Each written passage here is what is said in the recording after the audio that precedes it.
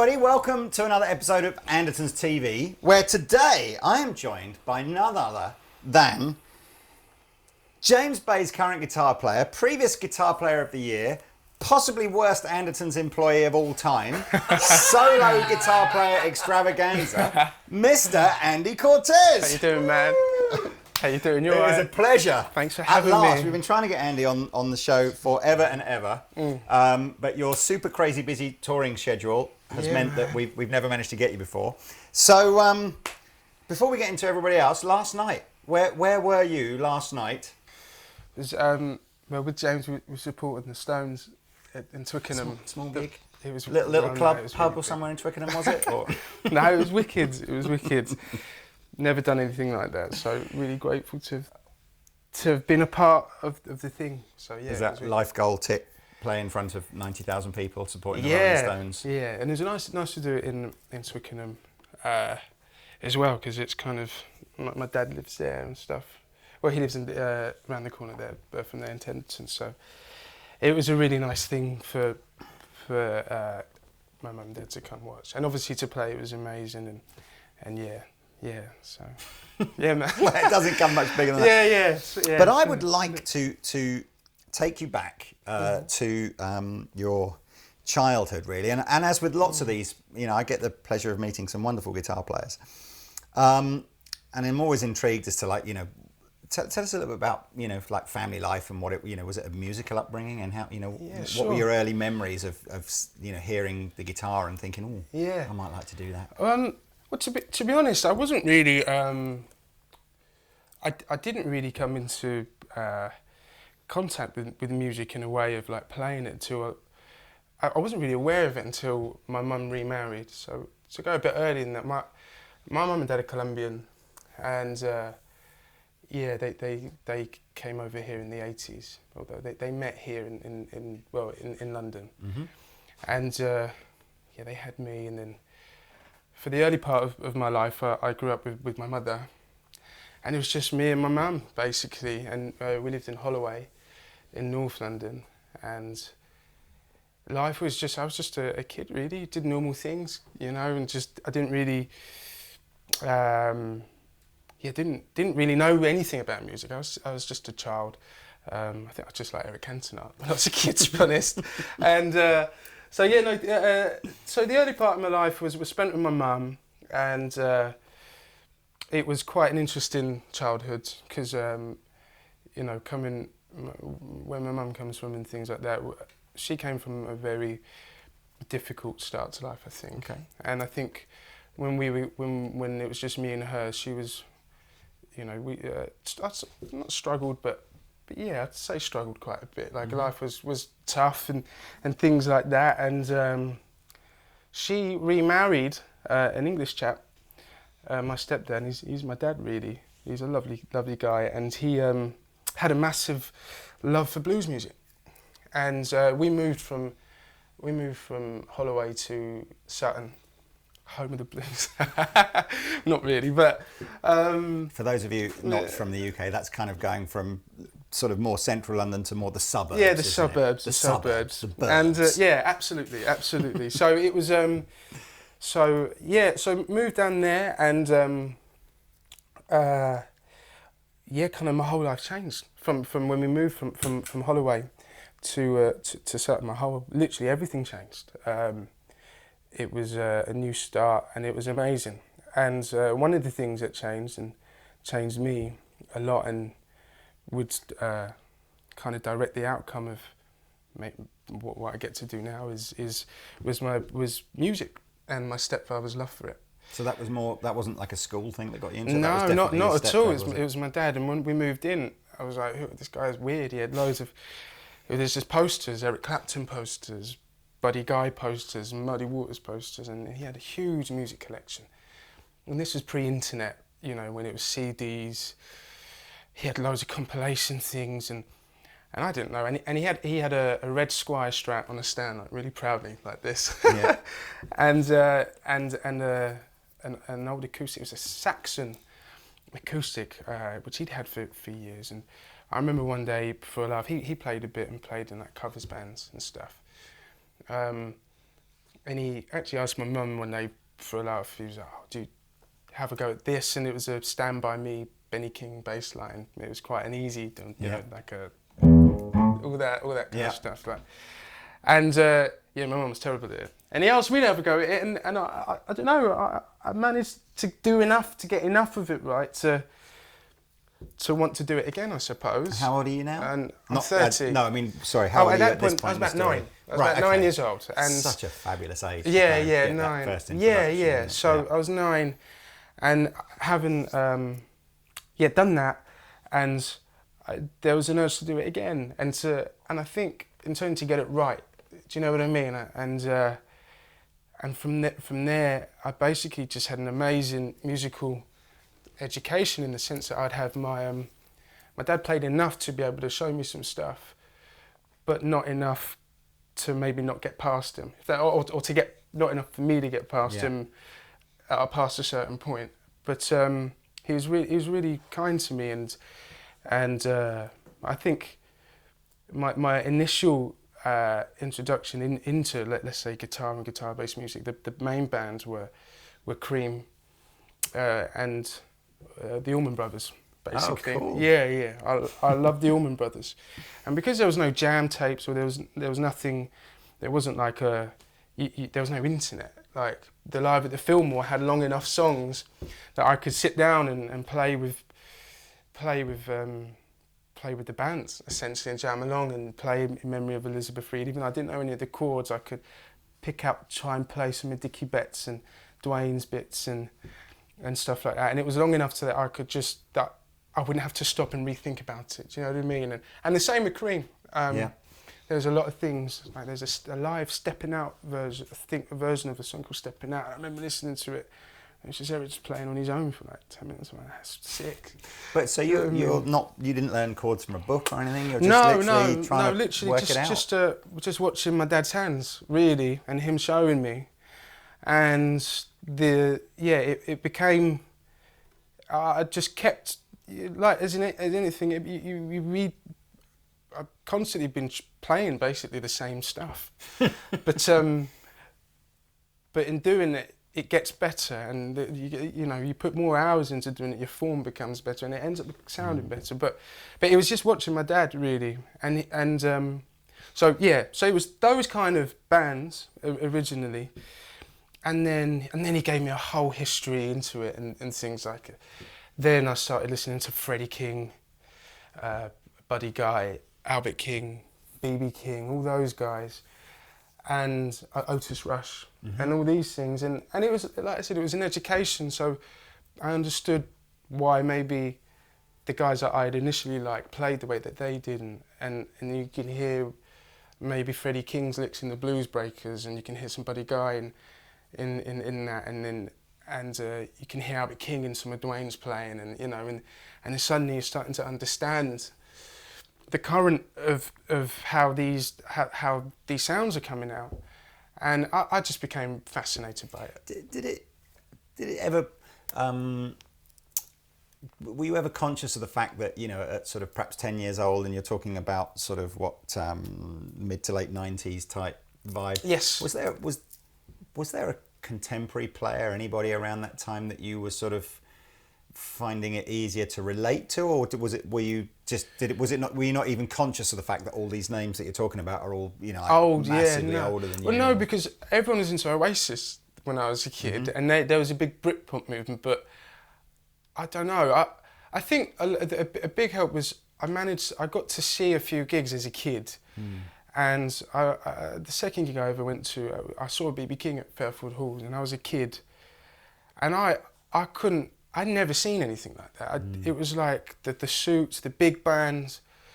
At the end of the show, like the kind of ceremonious kind of aspect of giving away picks and things, and I was like, what is that? Like it was amazing. And I think when you see something like that live, and I was very fortunate to do it, it was way cooler than Oasis, or way cooler than any of the guitar bands at the time. But but as I've gotten older, I've learned to love all the stuff that maybe I didn't like, but I just cared for that thing. I mean, I remember I remember when I was young being slightly embarrassed about the music that I was into, because it Absolutely. was heavily influenced by my dad's record collection. Absolutely, And yeah. where, you know, at school, what I should have been into was, I mean, if I go back to being quite young, you know, like something like Adam and the Ants or whatever. Right, it was, yeah, you know, yeah. and yet, like, my dad would just play Steely Dan in the car or Yeah, whatever yeah, like that. yeah. But you just think, I can't possibly say that in the playground. I get the Yeah. crap beaten out of me, you know. It's just... To be honest, in my adolescent years, I hid it from everyone. I didn't. My school was a bit chavvy, if I'm being honest. Like, and everyone was into garage and stuff like that. So, but I did just enough to be able to, I think, be cool with the cool kids. And my close friends knew that in the weeks, you know, I'd be going to jam sessions up until I was about 16 and stuff like that. But they knew that I'd be doing that and then going to school and just kind of being a normal teenager. But I hid it. I didn't shout about it until I left school, and then I was always quite shy about it because of the thing that you're saying. It wasn't, kids didn't understand that at the time. Do you know what I mean? Yeah. Especially when like 15, 16. I'm like, oh, do you know Stevie Ray Vaughan? They don't know. Do you know what I mean? So, but it's almost something quite nice about suppressing something you love so much and keeping it to yourself. Do you know what I mean? Yeah, I think so. Yeah. I mean, yeah, but I think it's just interesting, isn't it? For you know, I think those sort of teenage years, you're so conscious of what other people think about you and peer pressure and wanting Absolutely. to fit in, that, you know, I think the guitar now is,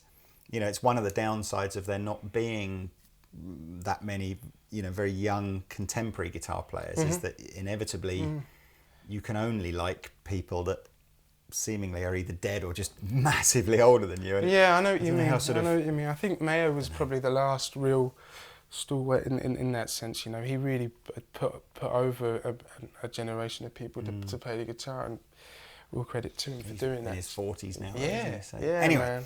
so yeah. look, so you left school, a closet guitar enthusiast. I think it's fair to say. Yeah.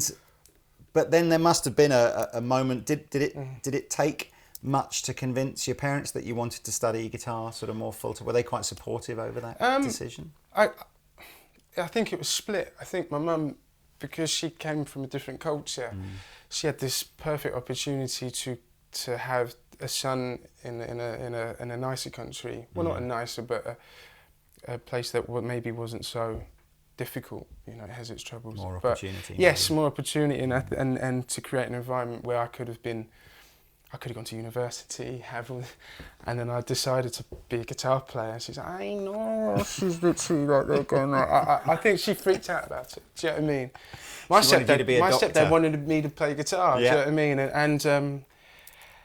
But by that point, basically, getting up to leaving school, I'd been playing for 3 years, and then came the moment with like going to jam sessions, and I met so many amazing people.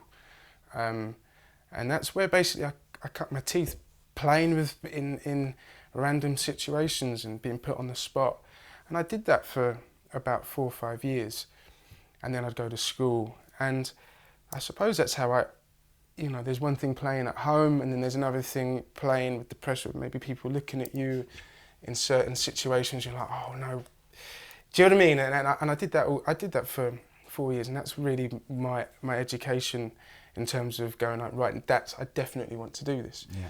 And then when I left school at that point, I managed to build up. I had my own blues band, and managed to get like enough of a following to. I got signed basically when I was a kid to Universal. And I was too young. Playing the stuff, yeah. Well, sort of. I mean, they wanted some, I don't know. To be honest, I don't even know what they wanted. I didn't know what I wanted, you know, at that time. I just liked playing guitar, or it was something that I was good at doing. And so, pardon me, rather than going to college or university, I just went straight into that. And that didn't work out. Basically, you know, it just didn't work out, and then that stopped when I was about 18 and a bit, and then, you know, then other musical influences kind of, I started playing with different types of musicians, you know, who weren't playing blues. You know, there's a big influx of, I think, I'd be quite right in saying second generation, like West Indian musicians or Caribbean musicians from Trinidad and other places. And there's this guy who I'm really fond of and still am. He's a guy called Winston Delandro, and he in the 80s and that played with like Paul Carrick, and I used to, when I was about 18, I used to go up and sit, and they were playing like certain kind of weather report songs and jam sessions, and I didn't know it, but I loved it. And a guy called Richard Bailey, who was a drummer, who was on Blow by Blow, Jeff Beck, and then suddenly from playing kind of essentially 12-bar blues and then being exposed to that, it was like, whoa, it's like I felt like, oh no, like I want to be able to do that. But instead of you know, I never went down the road of fully going.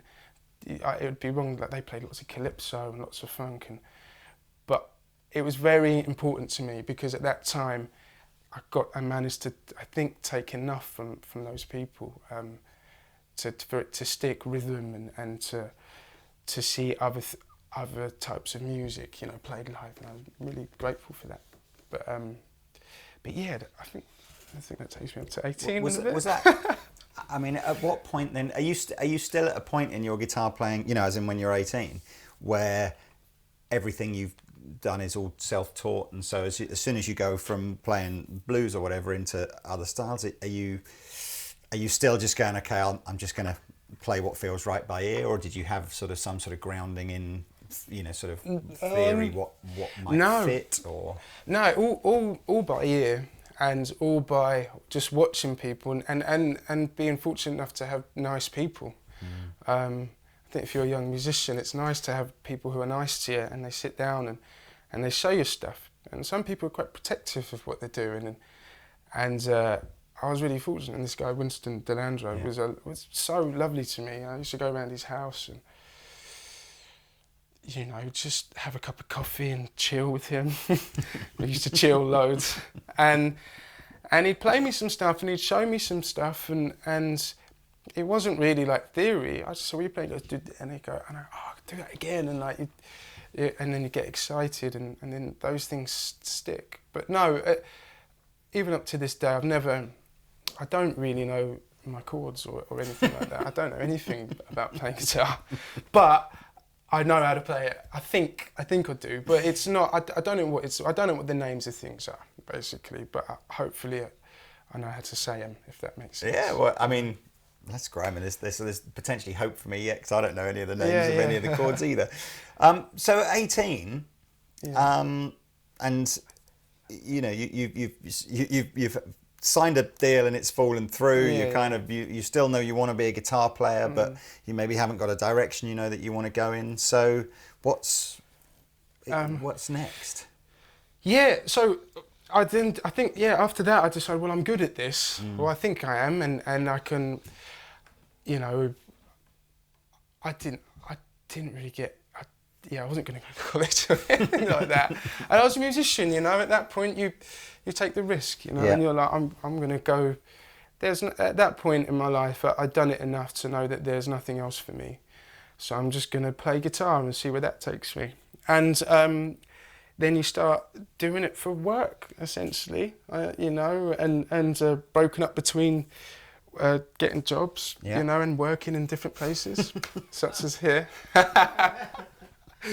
But basically. Do you want to tell the people why it didn't work out for you at Andertons? Well, I wasn't the best of employees, but again, I'm very grateful for the opportunity. Both days opportunity, I mean. So I got sacked basically, but by me apparently. I can't even remember. But I think it's because harsh. But you know, man, I just wanted to play guitar. Do you know what I mean? And that was. And I was just really bad at doing anything else. And I still am bad at doing.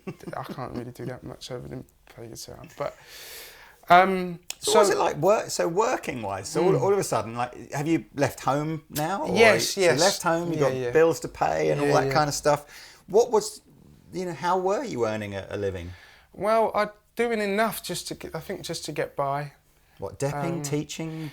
I don't know, what were you? Yeah, just how do you even pub make a living now as a... Well, yeah, it's hard, man. It's hard. But I started doing weddings and all that stuff. Function band stuff, and then you're playing it. It's quite weird because you're just playing it. You suddenly from doing something you love so much, and then you're playing like...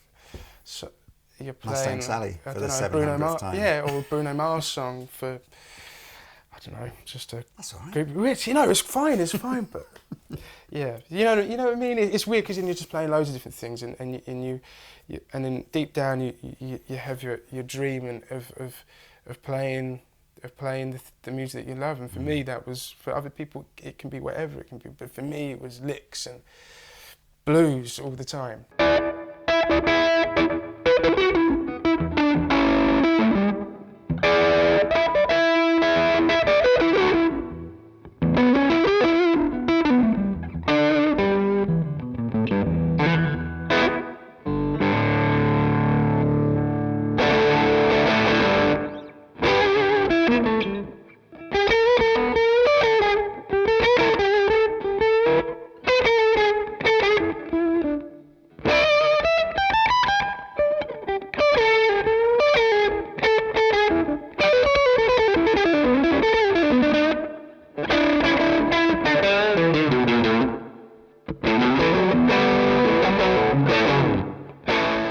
And but yeah, I did that, and then managed, and then from that, getting asked to do like little pop sessions and things, and randomly I met a lovely guy over in London, but he managed a whole bunch of pop people in America, and I randomly he asked me to come over and play guitar for this hip hop artist. I don't know if a lot of people are aware.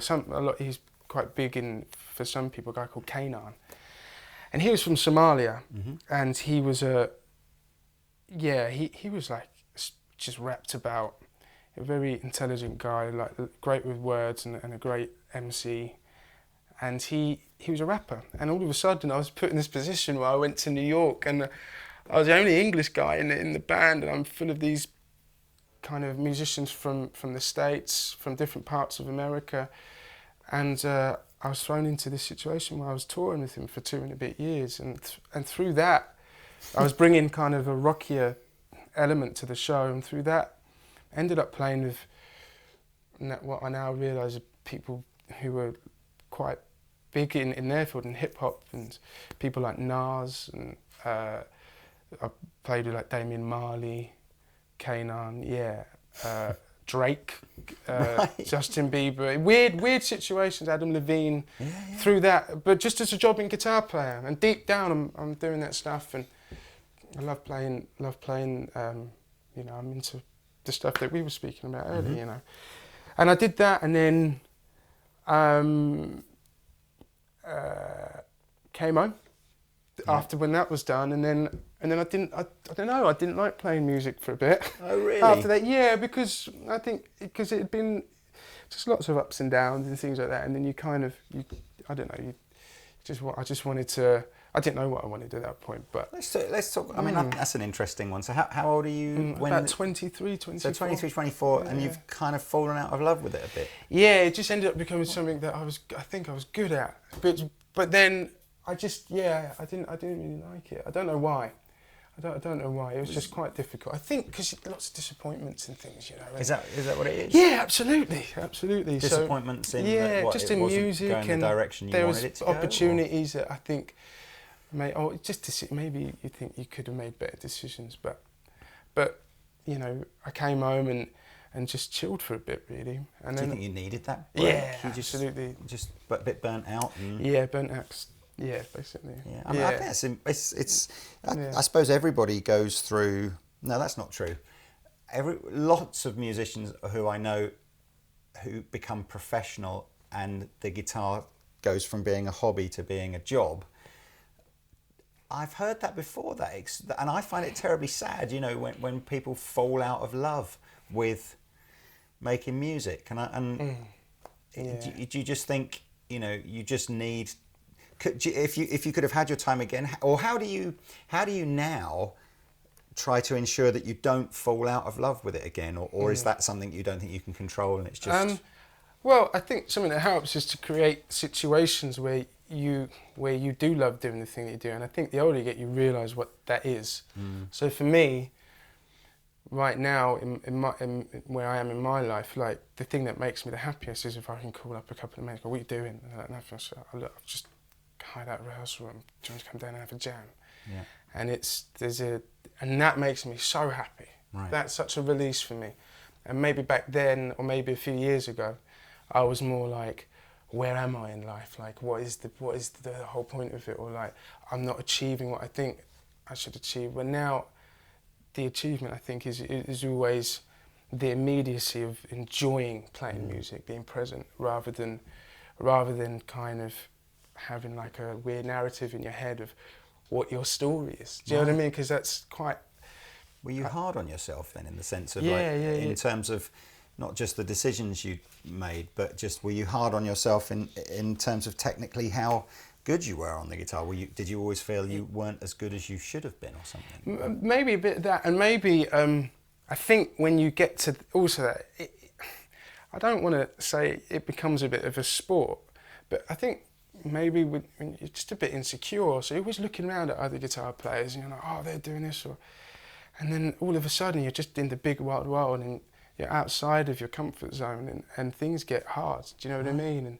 And you're not doing the thing that you wanted to do, and I think that is always at the base of it. You know, not being able to play a lick, like just playing stupid things like that. Like that's fun. Do you know what I mean? Like it's rather than sitting down in a room with maybe a musical director, and it serves a purpose. Absolutely, I'm really grateful, but I know what I like, and there's also certain types of people that maybe you're more suited to working for than others.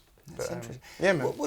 Now again, apologies if I've completely got this wrong, but I'm sure a mutual friend of ours that we may talk about later on is Jack Duxbury, that does the keyboard videos for Andertons, and who's been friends with you for years, and you've been in bands together and all kinds of stuff. But he said to me that you won a Guitarist of the Year. Well, to be honest, I went up voted it. Or I went in for it and got quite far. I didn't win it. Right, In fact, I think the person who won it didn't even really play the guitar. But it was a bit weird. It was at Bishop's. You sure it was a? Yeah, no, it was at Bishopstock. No, he's right, but it was something like that. Oh, so okay. I built this up to be something bigger than it really was. But it was a thing. When was that? A thing. Actually, do you know what? Do you know Joanne Shaw-Taylor? Yes. Yes. So she was there, and another guy called Scott McEwen, who's amazing, and me. And, Pete knows Scott very well. Scott's amazing. He's an awesome guitar player. He's really one of the best. And I think we went up for this thing, and I think all three of us got into it. But then someone else ended up. Is this like quite this a lot was like further Paul back? Jones, Jazz FM. Oh, I kind see. of stuff. Do you know what I mean? But yeah, it was great. I just wondered if that was something that you were talking about, always kind of being hard on yourself and maybe perhaps not feeling a sense of insecurity, and I just wondered whether or not the going in for a competition like that is almost some way of you kind of wanting to test yourself to sort of see. But no, well, I know what you mean. There's always that thing of wanting to test yourself and to be good at something. It's not that it's important, but I like playing guitar because it checks me a lot, like on my honesty, and it's, do you know what I mean? If sometimes I'm sure you play something like, oh no, or whatever, but then on the flip side, there's other parts of it where maybe there's something you might play that people really dig, and then you don't like yourself, but then it's really good because it helps you become, I think the older you get, more comfortable with your flaws, and even as a player, something like, oh, I'm not sure about it, but someone goes, you're in the studio, and no, that sounds wicked. I'm like, yeah. And then after a while, you're like, okay, maybe it does. And it's good. And music has benefits on both sides, you know what I mean? I mean, it's super fascinating talking to you about this, because I often find that I think from the outside looking in, it's easy to just see musicians and think what a fantastic lifestyle, and they're obviously, you know, great, and they're playing good guitar, you know, just, but it's all almost like the kind of the fame and the celebrity and just the lifestyle kind of is all anybody ever sees. But I always, when you meet like really good musicians like that, there's a whole nother layer of their personality that actually all that other stuff's completely superficial, and what's really important is the art and the emotional kind of creativity and everything of playing, which I never. My brother was. Did you ever meet my brother Guy? No. He's a professional drummer. Yeah. And I could never understand why he was doing so well commercially for a while, playing. You know, he had a TV gig and he was playing with pop, you know, big pop bands and all that kind of stuff. And then he just sort of went, but I just want to do this like little jazz thing, and he just bowed off and it was just like, but musically it was so much more fulfilling for him, even though in terms of trying to make a living out of it, it was infinitely tougher. Yeah, absolutely. And I sort of respect that in, you know, I feel the same level of kind of, it's you know, about finding I think the balance and stuff. And I mean, like now I'm really fortunate because I get to play music with someone who I believe in his music. I believe in James's music. I think I think he, you know, he's an amazing songwriter, an amazing singer, and he's a wicked player. Yeah. And I believe in it. So for me, I get to do that, and I feel fulfilled doing that. Oh, you know what I mean? And so look, let's get to James. So tell us a little bit about the. So how did you get the? So we got to about sort of 25, and you're sort of doing this, that, and the other. And originals band, basically. Well, because that's the Cortes thing, isn't it? Yeah. Which is a wicked band. Thanks, man. It's and 100%. We'll put a link in the description below to where you can find. It's very different vibe to the James Bay stuff, isn't it? It's much more rocky and. Yeah, it's like it's quite. Yeah, it's a trio. So it's like, I suppose, like a rock trio, and I sing in it and play. And we haven't done anything for a while because we're all, you know, we're all trying to survive. Employed. Yeah, and having fun doing it as well, you know. But we've got a load of music that we're putting out, every was few that a months. really, you know, so you got the Cortes thing. I know you've had some interest in that, and there's some wicked songs there. Was that a real, like, did you when you eventually said I'm going to accept the James Bay gig, which was when I first saw James, he didn't have a backup guitar player, or Jack used to play a bit of backup guitars in the keys, and then very obviously well. and then you got sort of drafted in. Sticky. Poor old Jack, you can't. We don't need you as backup guitar player anymore. You stick to the keys. No, Jack's sounding great these days. We love Jack. Yeah. But was there? How do you, in your head, go? I know that my own personal project's going to have to go on the back seat now because you know you're doing big tours with James Bay and stuff. Was that very difficult to or was it just look, needs must, and it's a good gig? So it's a mixture of everything. It's also wanting to do it. If I didn't want to do it, I wouldn't have done it. And yeah, it was hard, but it made sense. It made sense, and you know, and like I said, I at the time that the songs are great, and I felt like I could really bring something to it musically, you know. And at the end of the day, it's always about the music, and those things are always awkward to kind of like, what should I do, but it's never over. Do you know what I mean? Like, that's the one thing I've learned. I'm like, you know, something could happen tomorrow, and I might have, you know, you never know what happens in life. So I think it's good to go with how you feel and stuff. How did you were you involved at all in the recording of the second album? No. So just James did it with just on the live side of things.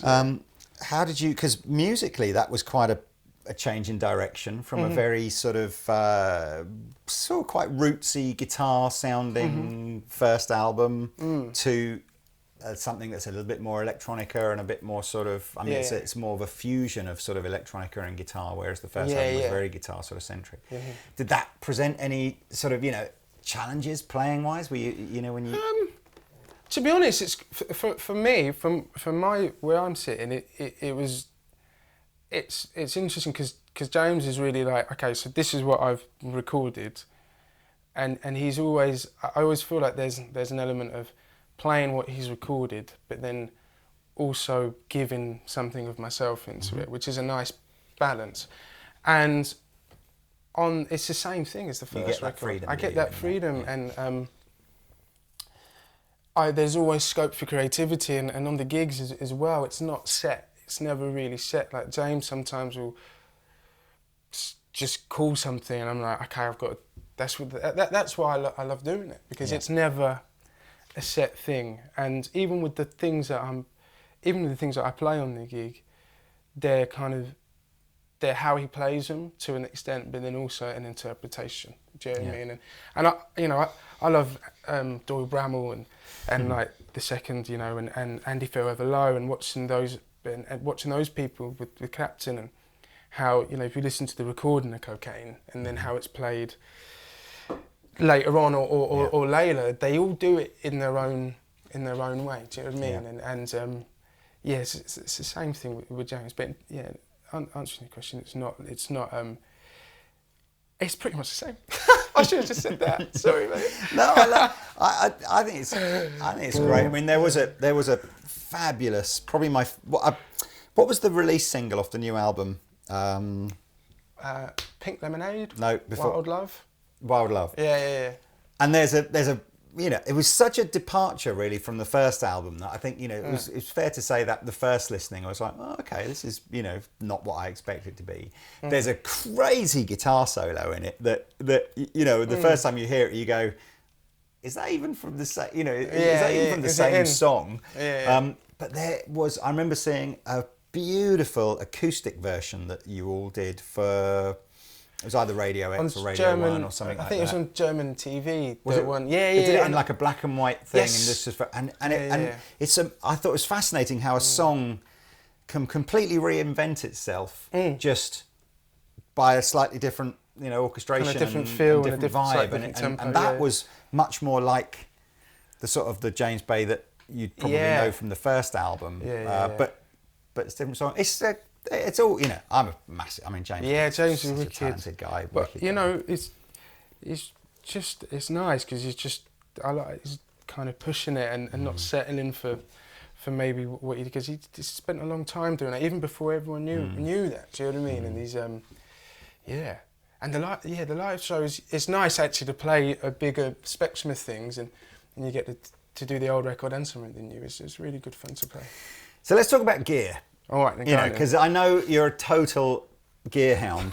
And so, I mean, have you always been like a total tone hound in the sense of like, you know, having like just the right pedals and amp and guitar and everything, or is that something that's been more recent in your life? It's been more recent because I can't show up to a gig with like just a tube screamer anymore. Was that was in the old jam nights? Was it just, you know, just tube screamer and a Strat or something? And this 335 actually. Oh, is that's one of your oldest guitars? So is it? Basically, my this guitar is really special to me because I had Squire Strats and like a Godin, some really cool kind of off the cuff kind of guitars, if that makes sense. A bit left of centre. They were never like the like a Strat, a Telly, and a 335 and a Les Paul, you know, or an SG. I never had anything like that. Yeah. And this was the first serious guitar that I had, and you know, watching kind of old Freddie King things and Cream things and stuff, like this was the guitar I wanted. Yeah. And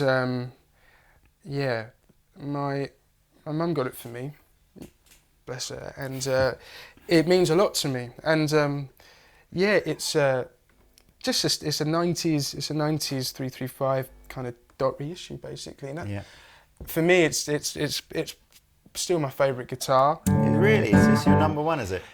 Yeah, I don't use it on anything with James because he's Is it too fat for that It's kind too, of sound? yeah, it's the humbuckers cutting. Do you know what I mean? Yeah. We kind of use a lot of kind of P90s and like kind of standard kind of single coil pickups. But yeah, I just.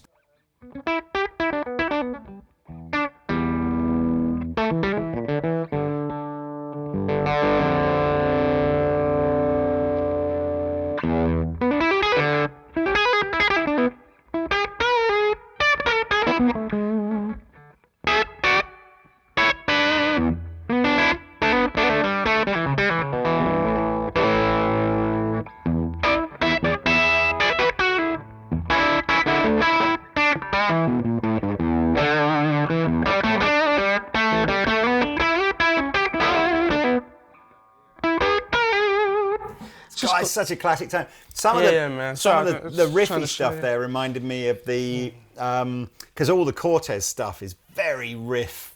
Kind of, there's always an underlying really good fat riff going on in there. Do you know what? I think a lot of that comes from just you don't always have a drummer around you. Do you know what I mean? So I'm like, if I'm playing, I want to feel like I'm playing with a drummer, because there's nothing more fun than playing with a sick drummer. Do you know what I mean? So it was kind of like I was trying to comp myself. Right. Okay. If I'm playing, do you know what I mean? Are you holding a plectrum, or are you? I've got it in there. Oh, you have. I'm not sure if you're. No, I've got one. I do use it. I use the plectrum, but I use my fingers and just do a little reach around cup. Do you know what I mean? Yes, great, man. And so I mean, that's got. With obviously the 335, you can drive an amp and get those kind of big fat sort of breaking up tones. Man.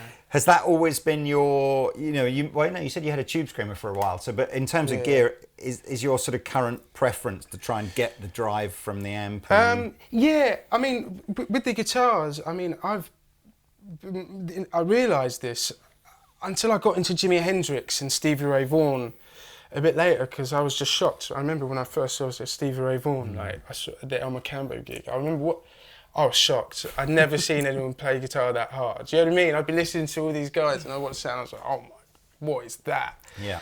And I didn't understand Hendrix until I was a bit older. In a weird, I don't mind admitting that, because maybe I was too young to understand. Maybe I don't know how sexy it was and how animalistic it was. I was like, at 9, I couldn't fully understand it. It's pretty sexual, isn't it? All the Hendrix stuff. It's it's a definite. You can see. It's amazing. Yeah, and I guess at 9, you practice. Yeah, I was a bit like I wouldn't be able to understand Machine Gun at 9 years old. I just whereas maybe I don't know, Crossroads is a bit more.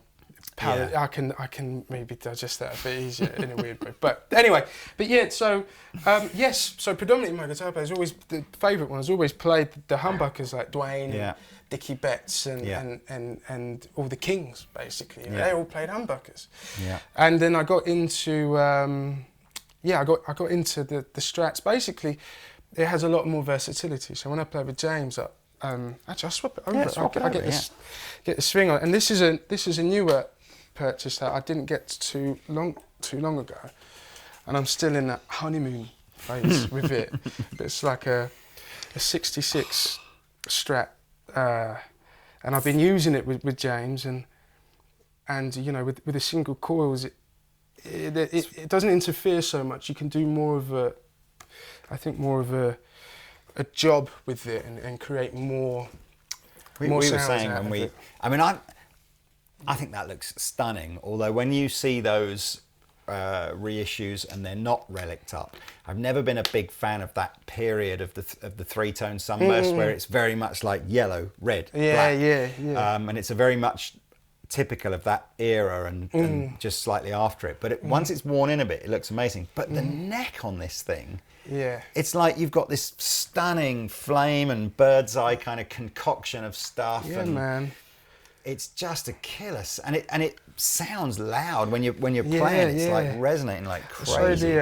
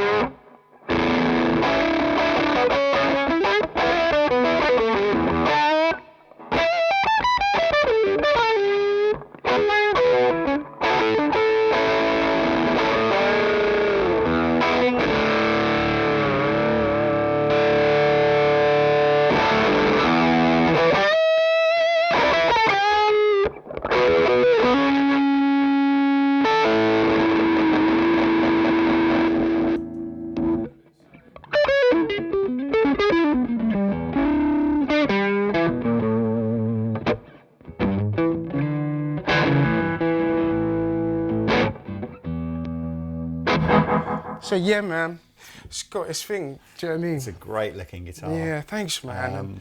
Was that I'm still getting was getting used that to it. several gig bonuses all rolled into one? Well, here's a funny story for you. I was meant to move house next month, and I got the guitar instead. So you've blown the deposit, have you, basically, on the guitar instead? And, Woo! but it was And worth it. so you got the 335, which has obviously got Yes, which is sentimental, more of my the Strat, home blues and guitar. what and else? I'm stuff. trying to think. Why I saw you using Telecasters. Yeah, I've didn't got I, a lot? lovely Esquire at home. Well, no, it's actually on the roads. I've managed to pull this from the tour, Right. and I don't actually have the pedal board that I normally use, but I've tried to get as close to it as I can. Should we have a look at the pedal board then? Yes. Yeah. I mean, you seem to sort of. You definitely love your Flint reverb, which is great. It's such a go-to, and you know the options in it means that you can cover most of those warm reverbs and different how. Do you use the Flint for all the? How much of those parts in the James set I have do you the Flint play? on with James pretty much. Do you do all that big sort of? Let me tune up. Sorry, babe.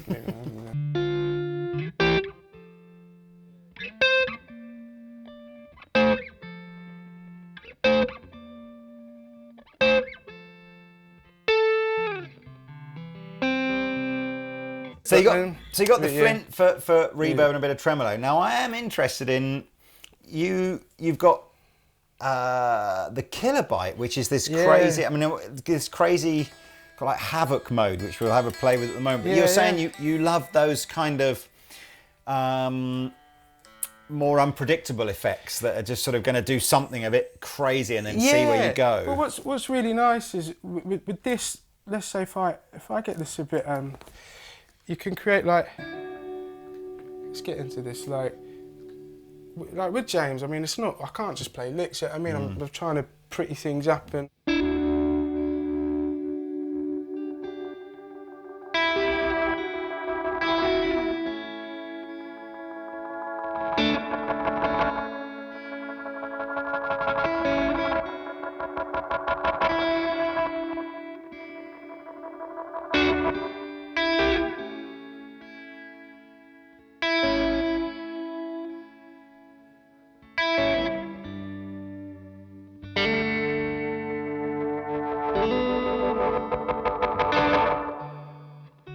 Do you know what that Havoc button feels like it needs? It feels like it needs to go away at the same speed that it came, because it kind of swells in and then Do you know what? stops when you take. You can control it a little bit more. You can kind of dab it in and out. I'm trying to give it a But dab. that's kind of cool. And then this, I'm not even familiar with the Union thing. Is that like a it's like fuzz pedal or? It's like a tone on it's like a take on a tone bender. Right. So it's a bit, kind of like a pre and a post kind of thing. So.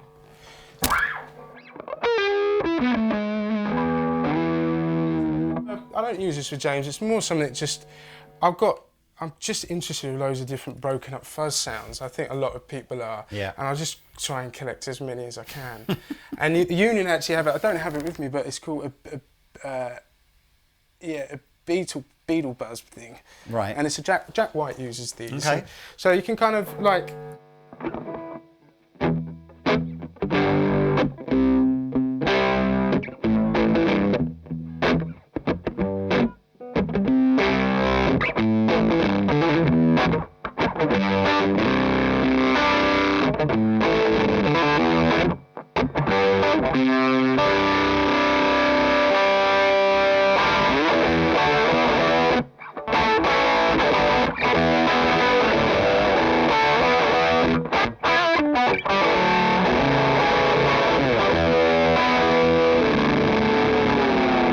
All that kind of. That's cool, man. Just I'd kind have of to check those out. Yeah, I'm man. not They're massively great. familiar with those. Yeah, they're cool. They've got like little things in them. Yeah. You've got your trusty MXR carbon copy. Yeah, it's a little, which it's a little thing. Do you know what I mean? It's a great little pedal. That one. Yeah, We'll go back so to that at some point or other. Yeah.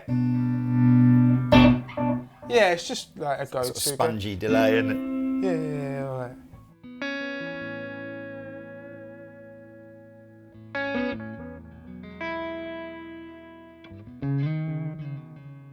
So let me ask you something that I ask all kind of touring pro guitar players. Tell me the pros and cons of like using an amp modeler, guitar effects floorboard thingy versus a real amplifier. What's your preference? But and perhaps is it different depending on the environment? Do you know what, if I'm going to be honest here, I've never played anything other than a tube amp. Okay. Really. So I couldn't tell you. I know. I wish I could. I wish I could.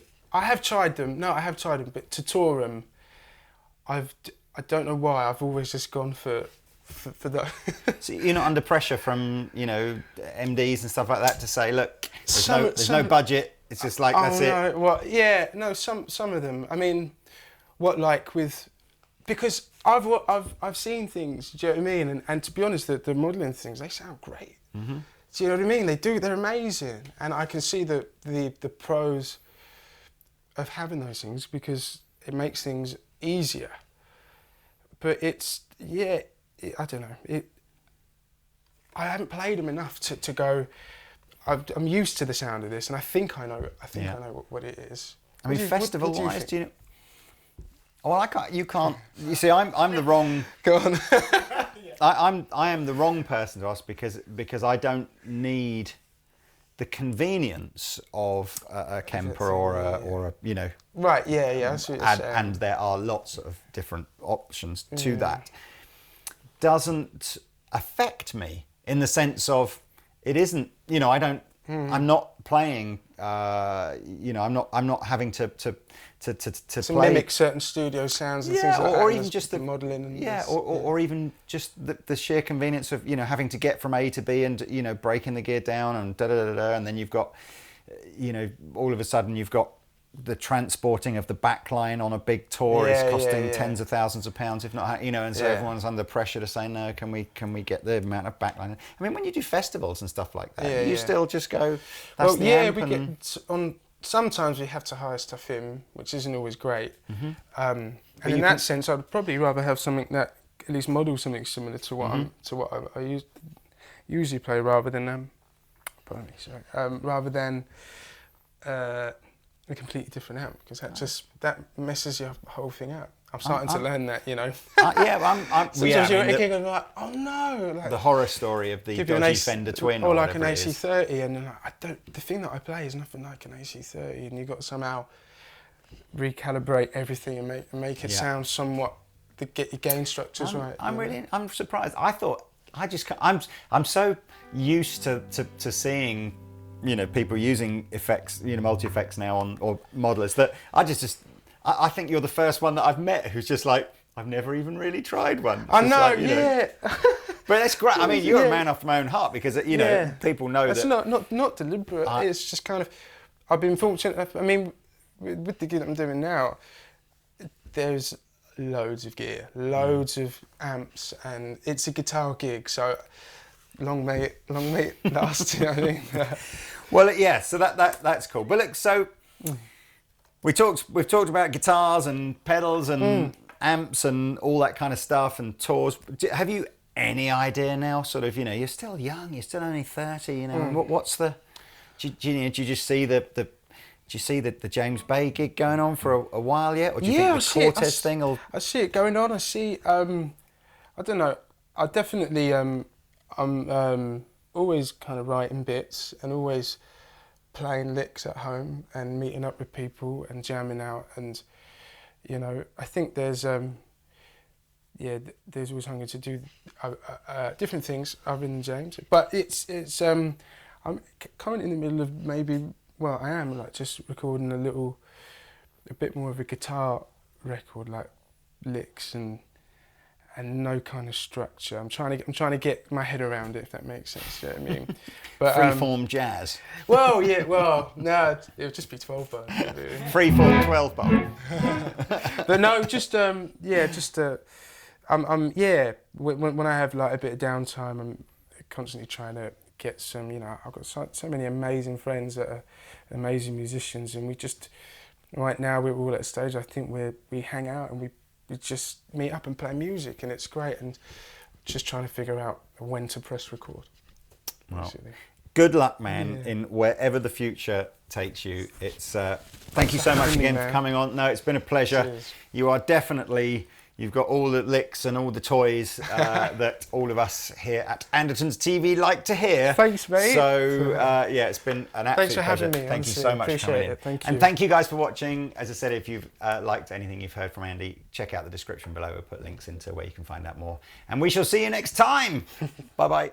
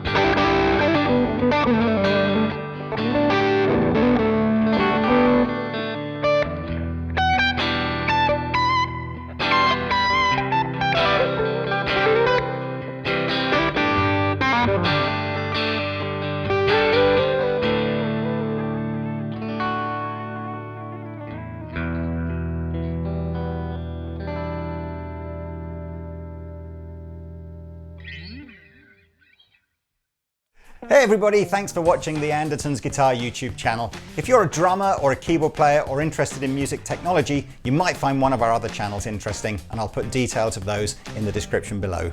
If you want to find out more about the products we've just featured, please click here. If you'd like to buy a t-shirt like this, please click here. If you want to watch another video on our guitar channel, click down here. And to subscribe to our guitar channel, click here. Thanks again for watching, and we'll see you next time.